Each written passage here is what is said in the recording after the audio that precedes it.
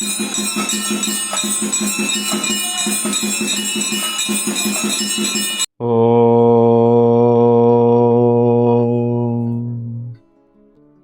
നമഃ ശിവായ.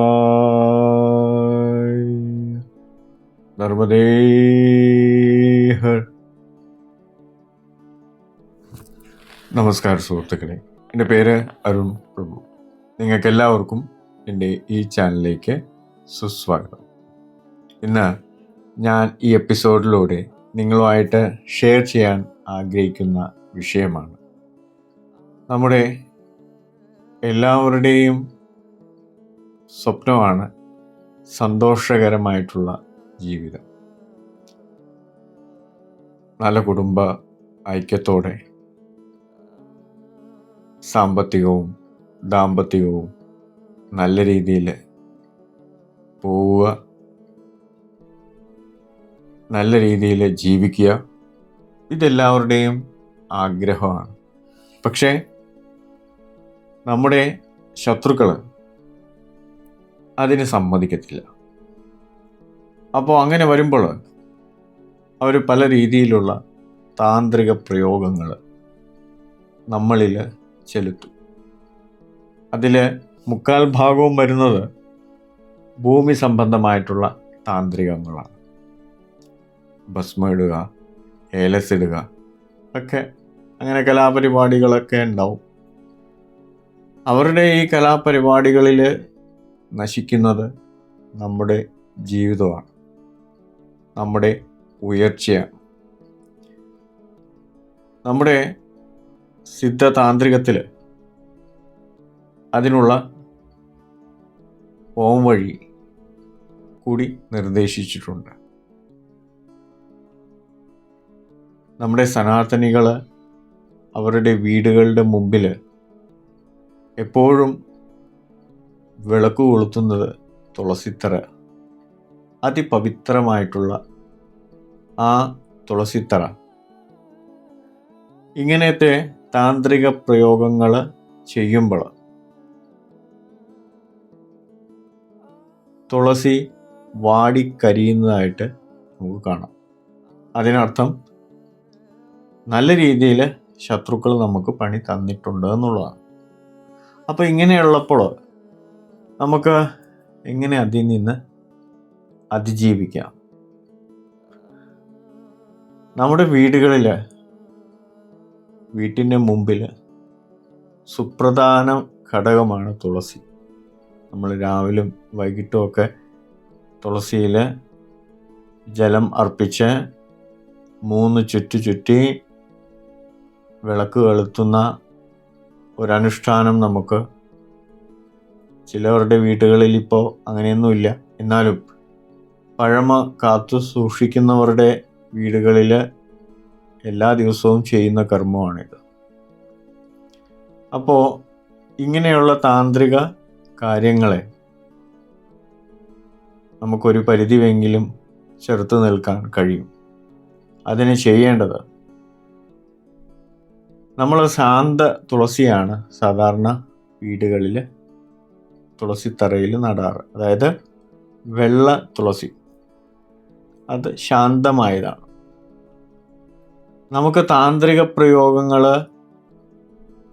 പ്രയോഗിക്കുന്നു ഒരു സ്ഥിരമായ രീതിയിൽ നമുക്ക് പണി തരുന്ന കുടുംബമാണെങ്കിൽ നമുക്ക് ഈ ശാന്ത തുളസി പറ്റത്തില്ല, കൃഷ്ണ തുളസി പറ്റത്തില്ല. അപ്പോൾ നമുക്ക് എന്താ ചെയ്യേണ്ടത്?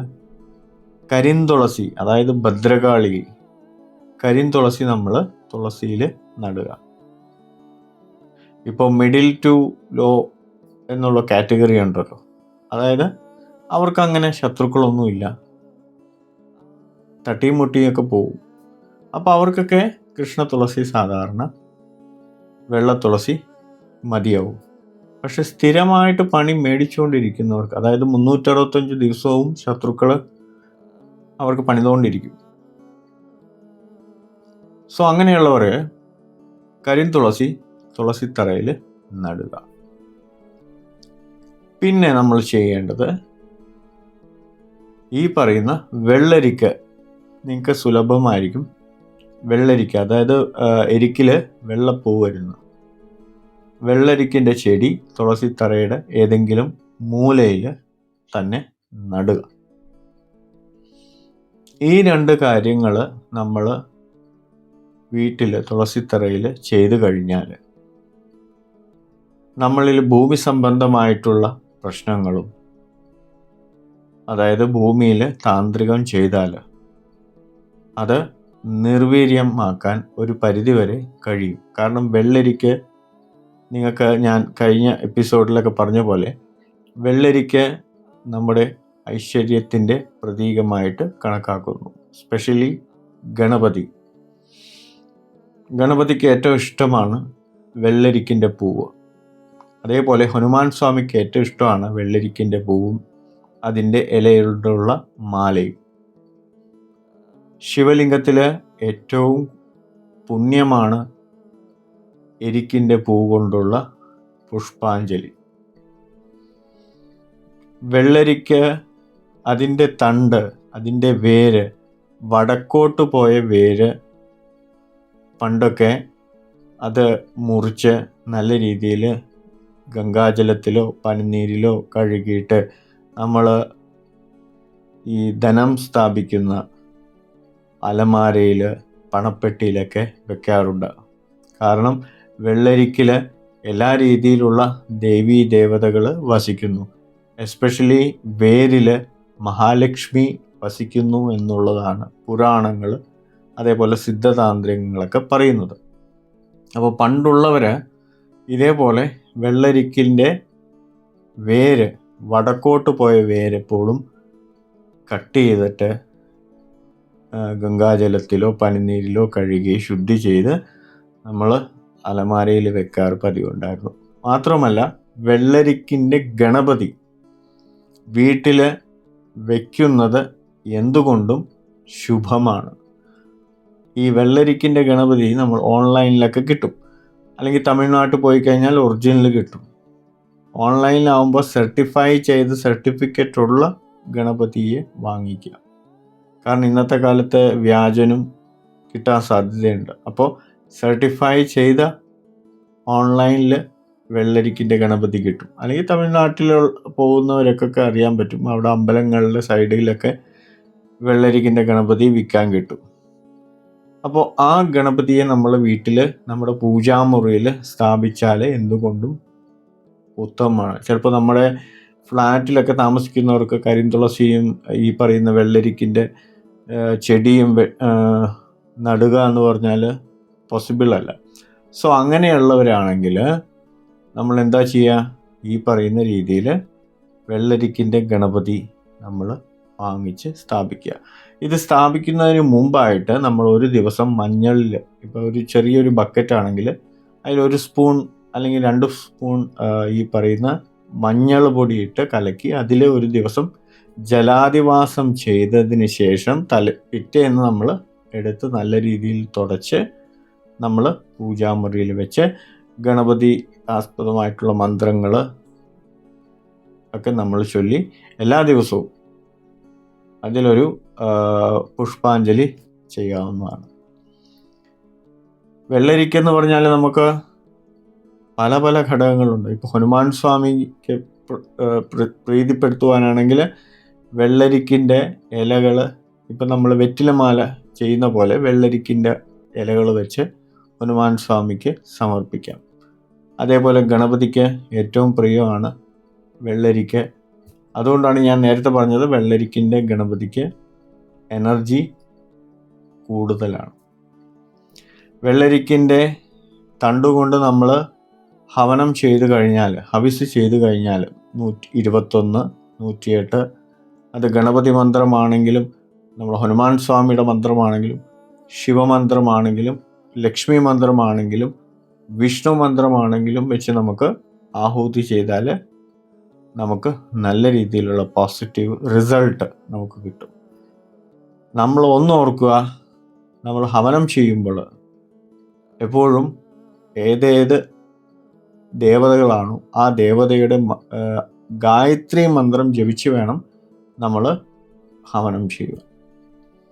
21 സാധാരണ വീടുകളിൽ ചെയ്യാവുന്ന. പിന്നെ മാസത്തിലോ 2-3 പ്രാവശ്യം 108 ഹവനം വെച്ച് 108 എരിക്കിൻ തണ്ട് വെച്ച് നമുക്ക് ഹവനം ചെയ്താൽ അത്യുത്തമം. മാത്രമല്ല ഇതിൻ്റെ വെള്ളരിക്കിൻ്റെ ഇല എന്ന് പറഞ്ഞാൽ ഇപ്പോൾ ഷുഗർ പേഷ്യൻസ് ഒക്കെ ഉണ്ടാവും. അപ്പോൾ പണ്ട് കാലങ്ങളിൽ അതിൻ്റെ വെള്ളരിക്കിൻ്റെ ഇല കാലിൽ രാത്രി കിടക്കുന്നതിന് മുമ്പായിട്ട് കാലിൽ അതിൻ്റെ മറുവശം നമ്മുടെ കാലിൻ്റെ അടിയിൽ കെട്ടിവെക്കുമായിരുന്നു. കാരണം തരിപ്പൊക്കെ കുറയാൻ വേണ്ടിയിട്ട്. കാരണം അത്രമേൽ, അതായത് വെള്ളരിക്കിൻ്റെ വേര് തൊട്ട് മേൽത്തണ്ട് വരെ കിളുന്ത് വരെ ഔഷധ മൂല്യമുള്ളതാണ്. അതേപോലെ വെള്ളരിക്കിൻ്റെയും ഇല വെളിച്ചെണ്ണയിൽ തിളപ്പിച്ച് ആറ്റി അത് എല്ലാ ദിവസവും ആ എണ്ണ നമ്മൾ ഉപയോഗിച്ച് കഴിഞ്ഞാൽ, ഇപ്പോൾ ഈ യോഗ നടത്തുന്നവർ, യോഗ ചെയ്യുന്നവർ, ഹൈപ്പറായിട്ട് ജോലി ചെയ്യുന്നവർ എപ്പോഴും ശാന്തമായ കൂളായിരിക്കും നമ്മുടെ മനസ്സ്. വെള്ളരിക്കിൻ്റെ എണ്ണ വളരെ ഫലപ്രദമാണ്. അത് തലയ്ക്കെപ്പോഴും, ഇപ്പോൾ ജട വരാതിരിക്കാനും, ഇപ്പോൾ കുണ്ടലിനി യോഗ ചെയ്യുന്നവർക്കൊക്കെ മനസ്സിലാവും, അവർക്ക് കൂടുതൽ മുടി പൊങ്ങിയിരിക്കും എപ്പോഴും ഉച്ചിയിൽ. അത് കുറച്ച് നാൾ കഴിയുമ്പോൾ അവർ ജടാധാരിയാവും. അപ്പോൾ ജട വരാതിരിക്കാനും എപ്പോഴും ഈ ഒരു സിദ്ധ ലെവലിലുള്ള എണ്ണ ഉപയോഗിക്കുമ്പോൾ ഈ വെള്ളരിക്കിൻ്റെ ഇല കൂടിയിട്ട് ചൂടാക്കിയ എണ്ണ അരിച്ചെടുത്ത് സൂക്ഷിച്ച് എല്ലാ ദിവസവും തേക്കും. അപ്പോൾ ഈ ഒരു 2 കാര്യം, അതായത് കരിന്തുളസിയും വെള്ളരിക്കും നമ്മുടെ വീടുകളിലുണ്ടെങ്കിൽ ഒരു പരിധിവരെ ഈ പറയുന്ന ദുഷ്താന്ത്രികം ഇല്ലാതാവും. കാരണം എല്ലാ ദേവി ദേവതകളും വെള്ളരിക്കിൽ വസിക്കുന്നു എന്നുള്ളത് കൊണ്ട് ഏതൊരു ഗ്രഹത്തിലാണോ വെള്ളരിക്ക് ഭൂമിയിൽ വളരുന്നത് അവിടെ ആ ഭൂമിയിൽ യാതൊരു തരത്തിലുള്ള ദുഷ്താന്ത്രികങ്ങൾ ഫലിക്കില്ല എന്നുള്ളതാണ് സത്യം. അപ്പോൾ പിന്നെ ശത്രുക്കൾ നമുക്ക് പണി തന്നാൽ അത് ഏൽക്കില്ല എന്നുള്ളതാണ് ഇതിൻ്റെ സാരാംശം. അപ്പോൾ ഒന്നോർക്കുക, നിങ്ങളുടെ തുളസി വാടുകയാണെങ്കിൽ, അത് വെള്ളത്തുളസി വാടുകയാണെങ്കിൽ ഓർക്കുക, നിങ്ങൾക്ക് ആരോ പണി തന്നിട്ടുണ്ട്. അപ്പോൾ ബെറ്റർ കരിന്തുളസി, അതായത് കറുത്ത ഇലയോട് കൂടിയുള്ള ബ്രൗണിഷ് ബ്ലാക്ക്. അപ്പോൾ ആ തുളസി നമ്മളിൽ തുളസിത്തറയിൽ നടുക. എല്ലാ ദിവസവും അതിൽ ജലാദ്യം ചെയ്യുക. അതേപോലെ 2 നേരവും വിളക്ക് വെക്കുക. നല്ല രീതിയിൽ നമുക്ക് റിസൾട്ട് കാണാൻ തുടങ്ങും. അപ്പോൾ നിങ്ങൾക്ക് ഈ എപ്പിസോഡ് ഇഷ്ടപ്പെട്ടെന്ന് വിചാരിക്കുന്നു. നിങ്ങൾക്കും നിങ്ങളുടെ കുടുംബാംഗങ്ങൾക്കും എപ്പോഴും നല്ലത് വരണേന്ന് ആഗ്രഹിച്ചുകൊണ്ട് ഞാൻ ഈ എപ്പിസോഡ് ഇവിടെ ഉപസംഹരിക്കുന്നു. നിങ്ങൾക്കെല്ലാവർക്കും എൻ്റെ വിനീതമായ നമസ്കാരം.